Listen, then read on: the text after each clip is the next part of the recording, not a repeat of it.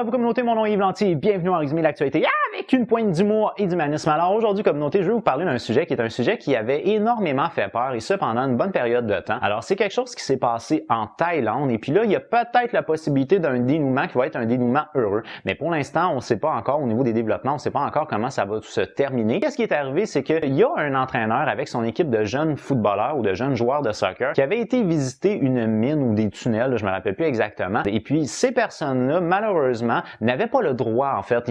C'était pas conseillé d'aller là parce que c'est une période de l'année qui, semble-t-il, est plus dangereuse et plus propice aux inondations dans la profondeur de cette mine-là ou dans la profondeur de ces tunnels-là. Et puis, malheureusement, ben, ça donne que l'entraîneur et les enfants ont été pris par une montée d'eau soudaine qui n'avait pas été prévue, ou du moins qu'eux ne savaient pas qu'elle allait arriver. Et c'est ce qui fait qu'ils ont réussi à se cacher dans une cavité qu'il y a dans cette grotte-là ou dans ces tunnels-là. Et c'est ce qui leur a permis de continuer à respirer et de pas mourir noyés. Alors au début, on savait pas qu'est-ce qui était arrivé avec eux puisque l'équipe au complet des enfants, donc on parle de 12 enfants avec un entraîneur, on n'avait aucune nouvelle, ils étaient juste portés disparus et c'est ce qui fait qu'on savait pas du tout quoi s'attendre et on s'attendait vraiment au pire par rapport à ça. Donc là, on a eu un total de 9 jours qui ont passé. Si je me fie à la vidéo virale que moi j'ai vue, c'est à la 10e journée qu'il y a 2 sauveteurs britanniques qui, avec un scaphandre, puis bon, c'est des personnes, semble-t-il, qui sont habituées à ces profondeurs-là, sont habituées à aller dans ce genre de région-là, ont réussi à rentrer en contact visuel avec les enfants et l'entraîneur.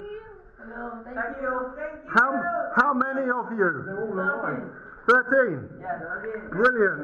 Ces personnes-là, ces 2 sauveteurs-là, ont réussi à parler avec les jeunes, ils ont réussi à parler avec l'entraîneur, puis ils leur ont dit, bon, on peut pas venir vous chercher tout de suite parce que là, malheureusement, il y en a qui sont pas en santé, c'est des personnes qui ont été déshydratées, ils ont mal mangé, etc. Puis pour pouvoir sortir de là, il va falloir qu'ils nagent, donc ils vont avoir besoin de vraiment beaucoup d'énergie. Fait que c'est ce qui fait qu'ils veulent y aller graduellement, c'est-à-dire tranquillement leur donner une bonne santé. Fort heureusement, vu que c'est des jeunes, puis que l'entraîneur, c'est des personnes qui sont sportives, ben, c'est des personnes qui sont en bonne forme physique, donc c'est ce qui fait que ça va aider largement. Mais là, pour l'instant, ce qu'on fait, c'est qu'on essaie de garder un contact avec eux pour essayer d'abord de les maintenir au niveau psychologique, mais aussi pour essayer de les réhydrater puis de les nourrir pour éventuellement pouvoir les sortir de là. Alors, les images qu'on a vues dans cette vidéo virale-là, c'est des images qui, je vous avouerai, ça donne froid dans le dos parce que franchement, si ce genre de situation-là nous arriverait, je veux dire, vous êtes dans une situation où vous perdez complètement la notion des jours parce que vous voyez plus du tout le soleil, vous vous sentez complètement pris dans cette noirceur-là, vous avez rien à manger, rien à boire, probablement qu'ils se sont hydratés avec l'eau qui était l'eau environnante, ce qui peut avoir causé